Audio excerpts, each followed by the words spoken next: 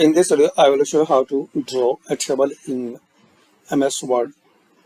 So click on Insert and click here Table, hover cursor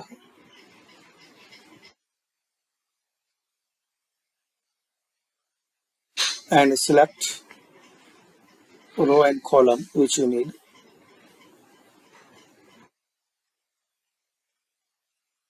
Like this. Also, you can insert table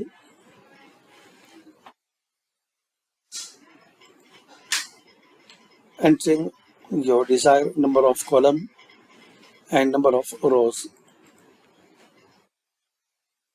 Then click on OK. Like this. So thanks for watching. Please share, like and subscribe this channel. If you have any question or queries, so comment. I will reply it.